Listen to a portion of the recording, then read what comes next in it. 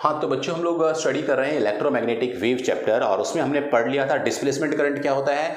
आज हम लोग पढ़ने वाले हैं मैक्सवेल्स इक्वेशन। मैक्सवेल ने जो इलेक्ट्रोमैग्नेटिक है उस पूरे को 4 इक्वेशन में समेट दिया था। 4 इक्वेशन उसने बताई और उस इक्वेशन में हर एक चीज़ इलेक्ट्रोमैग्नेटिज्म की उन्होंने एक्सप्लेन कर दी थी। तो वो जो 4 इक्वेशन है वो कौन कौन सी है, कैसे उन्होंने उसका एक्सप्लेनेशन दिया था, आइए मैं डिस्कस करता हूँ। इससे पहले मैं आपको बता दूँ कि उन्होंने बताया था कि जो डिस्प्लेसमेंट करंट है, that displacement current is equal to conduction current. That means IC is equal to ID। Conduction current है वो डिस्प्लेसमेंट करंट के बराबर होता है। तो मैक्सवेल इक्वेशन में सबसे पहले जो इक्वेशन है वहां से हम स्टार्ट करते हैं, वो है गॉस लॉ,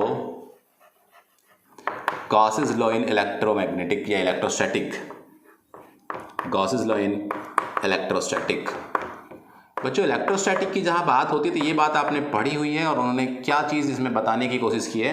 तो उन्होंने कहा है कि जहाँ पर भी चार्ज होगा, चार्ज जहाँ पर भी पाया जाएगा वहाँ पर इलेक्ट्रिक फील्ड जरूर होगी, या इसका रिवर्स कह लीजिए कि जहाँ पर भी इलेक्ट्रिक फील्ड है वहाँ पर चार्ज जरूर होगा।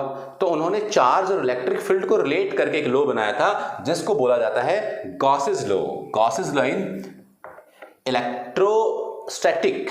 तो गॉस ने क्या नियम दिया था, closed integration of E dot ds is equal to Q by epsilon naught. देखिए इसके अंदर चार्ज और इलेक्ट्रिक फील्ड और चार्ज दोनों एक दूसरे से रिलेटेड हैं। तो उन्होंने चार्ज और इलेक्ट्रिक फील्ड के रिलेशन को एक्सप्लेन किया गॉस लॉ में। गॉस लॉ में ये सब बातें बताई गई थी। तो मैक्सवेल की पहली इक्वेशन थी वो क्या थी, पहली इक्वेशन मैक्सवेल की थी, गॉस लॉ को उन्होंने बताया कि गॉस लॉ ने ये चीज़ एक्सप्लेन करने की कोशिश की है। दूसरा जो उन्होंने लॉ बताया, दूसरा जो उन्होंने इक्वेशन ली, वो इक्वेशन फिर से ली उन्होंने मैग्नेटिज्म से। That means Gauss law in magnetism, Gauss's law in magnetism. तो मैग्नेटिज्म में उन्होंने कैसे एक्सप्लेन करना चाहे इसको, तो उन्होंने कहा कि अगर हम इसी तरीके से clause integration of B dot ds कर दें तो वहां पर वो जो रिजल्ट आता है वो रिजल्ट 0 के बराबर होता है। यहां भी एक बहुत इंपॉर्टेंट चीज उन्होंने एक्सप्लेन करने की कोशिश की थी। उनका कहने का मतलब ये था मैक्सवेल का कि गॉस लॉ के अकॉर्डिंग जो clause integration of B dot ds है वो 0 के बराबर होता है। वो इसलिए होता है क्योंकि मैग्नेटिक फील्ड, जो मैग्नेटिक फील्ड होती है वो मैग्नेटिक फील्ड कंटिन्यूअस कर्व होती है, कॉन्टिन्यूअस कर्व होती है। उनका कोई भी कंटिन्यूअस लाइन या कर्व होती है, उनके कोई भी टर्मिनेशन पॉइंट नहीं होता, वो कहीं भी एंड नहीं होती है। कहने का मतलब है कि अगर नॉर्थ से चल रही हैं वो तो साउथ जाएंगी और साउथ से वापस नॉर्थ पर, यानी कि वो इस तरीके से गोल गोल घूमती रहती है, north to south, south to north, right. एक तरह से इसको और भी एक्सप्लेन कर सकते हैं कि कभी भी नॉर्थ पोल या फिर साउथ पोल, नॉर्थ पोल या फिर साउथ पोल इंडिपेंडेंटली यानी कि अकेले एग्जिस्ट नहीं करते। नॉर्थ पोल या फिर साउथ पोल अकेले एग्जिस्ट नहीं करते का मतलब क्या हुआ, ऐसा नहीं है कि मैग्नेट का एक नॉर्थ पोल आपके पास हो, नहीं। अगर आपके पास नॉर्थ पोल है तो साउथ पोल भी होगा ही। अगर मान लीजिए आपके पास किसी लूप में करंट फ्लो हो रहा है तो एक तरफ से, एक डायरेक्शन तरफ आप व्यू करेंगे तो वहां से आपको नॉर्थ पोल दिखाई देगा, और जब दूसरी डायरेक्शन से आप देखेंगे, उसके दूसरी साइड से देखेंगे तो क्या देखेगा आपको, साउथ पोल दिखाई देगा। तो इस सेकंड इक्वेशन में उन्होंने एक्सप्लेन करने की कोशिश की थी कि मैग्नेटिक पोल्स बिल्कुल इंडिपेंडेंटली या फिर अकेले एग्जिस्ट नहीं करते हैं, दोनों एक साथ पाए जाते हैं, नॉर्थ और साउथ भी।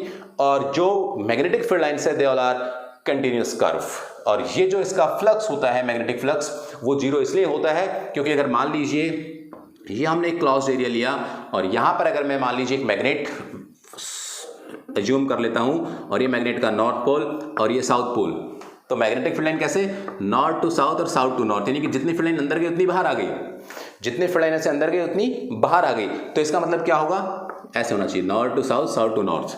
तो इसका मतलब क्या हुआ कि इसके पास कितनी मैग्नेटिक फील्ड लाइंस बेसिकली कैद हो गई या इसने पकड़ी या इसने फ्लक्स बनाया, उसका तो आंसर है एक को भी नहीं, क्योंकि जितनी एंटरिंग है उतनी क्या है, आउट हो रही है। इसलिए हम कहते हैं कि closed integration B dot ds is equal to 0 बताता है कि कोई भी इंडिपेंडेंट यहां पर पोल एग्जिस्ट नहीं करता, और ना ही हम लोग ये कह सकते हैं कि वो किसी भी जगह पर ब्रेक डाउन होता है, किसी भी जगह पर टर्मिनेट होती है फील्ड लाइंस, ऐसा नहीं है, वो कंटिन्यूअस होती है। इसके बाद थर्ड पॉइंट उन्होंने डिस्कस किया, थर्ड पार्ट में उन्होंने बताने की कोशिश की फैराडेज लॉ।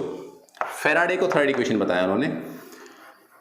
जो फैराडेज लॉ था उस फैराडेज लॉ में उन्होंने एक्सप्लेन करने की कोशिश की कि जो ईएमएफ होता है, ध्यान सुनना इस बात को भी, ईएमएफ होता है that EMF is equal to d phi by dt, d phi b magnetic flux by dt, ये EMF होता है, EMF का फॉर्मूला होता है। ये आपने बहुत अच्छे से पढ़ा होगा जब हमने EMI पढ़ा था या हमने AC करंट पढ़ा था, वहाँ हमने EMF को बार बार डिस्कस किया था इसमें। तो ये जो EMF is equal to this much, ये जो फॉर्मूला है यहाँ पे इस EMF को मॉडिफाई किया जा सकता है in terms of electric field. अगर मैं आपको याद दिलाऊं तो मैंने बिल्कुल स्टार्टिंग में पढ़ा था V is equal to E into d with, तो यहाँ पर V potential, E electric field, d is the distance.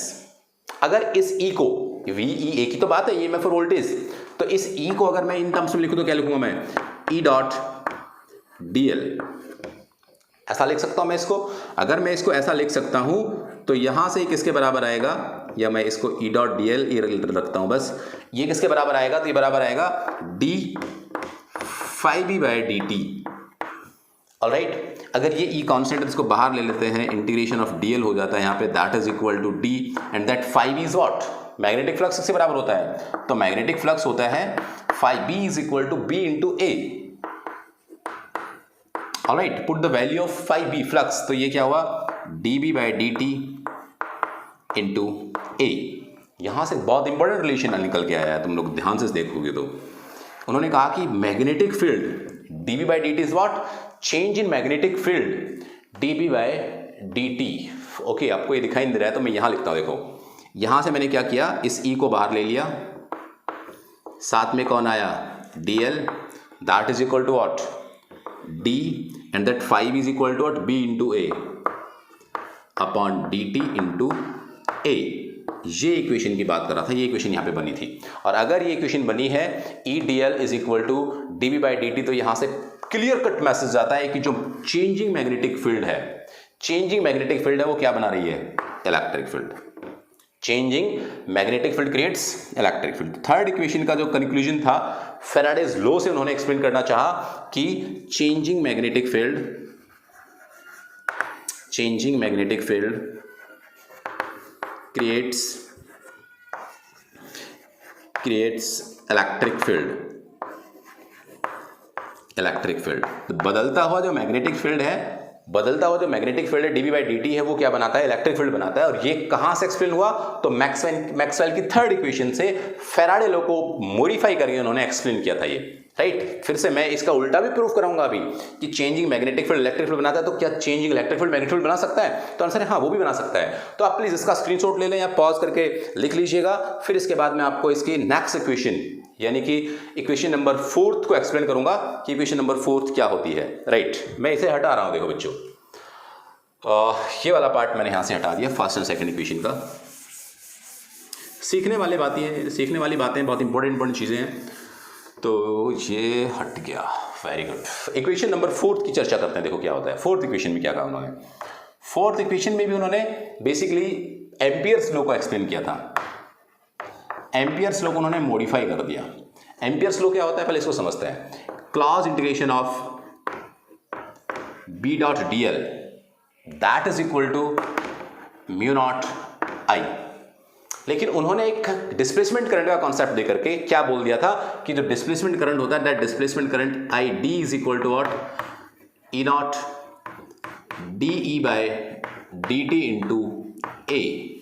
भाई साहब एवं बहन जी हो, क्या आपको ID इज इक्वल टू ये वाला फॉर्मूला याद है क्या डिस्प्लेसमेंट करंट का, तो हाँ याद होना चाहिए। इसको हम लोगों ने d phi e भी लिखा था, तो मैंने phi की वैल्यू पुट कर दी E इंटू A। डरने वाली बात नहीं है इसमें। बट अब ये करंट जो उन्होंने पढ़ाया था वो करंट ओनली कंडक्शन करंट पढ़ाया था, लेकिन हमारे पास कंडक्शन करंट के पास के साथ साथ कौन सा करंट भी होता है, डिस्प्लेसमेंट करंट भी हुआ करता है। तो यहां से क्या कर दिया गया इसको, तो इसको कर दिया गया that current IC plus ID।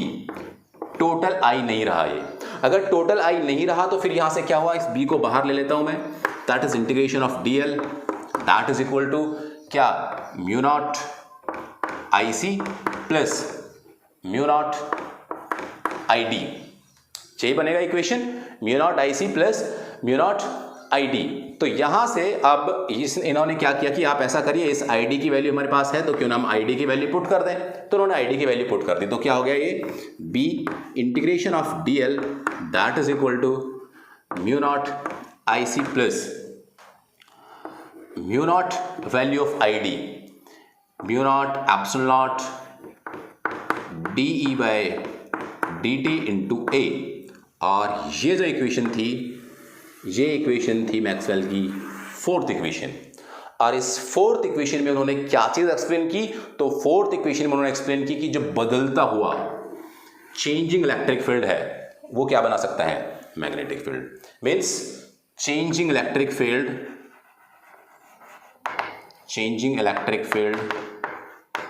Produced magnetic field which is called B.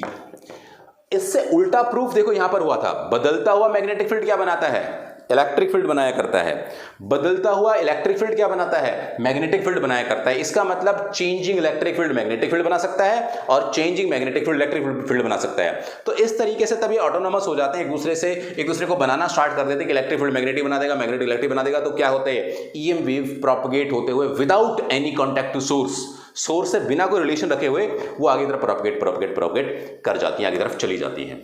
तो इन चारों इक्वेशन से बेसिकली यही चीज एक्सप्लेन करना चाहा उसने, इलेक्ट्रोमैग्नेटिज्म को केवल 4 इक्वेशन में समेट दिया था, ये पूरी बातें बताई थी। अब इससे बाद में जो बातें आती कि वो ईएमएफ होती क्या है, क्या उनकी कैरेक्टरिस्टिक्स होती हैं, कैसे वो प्रोपेगेट करती हैं, किस तरह का पैटर्न वो बनाती हैं, क्या कौन सी इलेक्ट्रोमैग्नेटिक वेव पाई जाती हैं, कितने टाइप की होती हैं, ये सारी बातें हम लोग नेक्स्ट लेक्चर में सीखने वाले हैं। तो बच्चों प्लीज आप सारी बातें ढंग से लिखते रहिएगा, सीखते रहिएगा, बहुत आसान है चीजें। इससे आगे जो ऑप्टिक्स आएगा, मॉडर्न फिजिक्स आएगी, वो भी बहुत ज्यादा आसान है।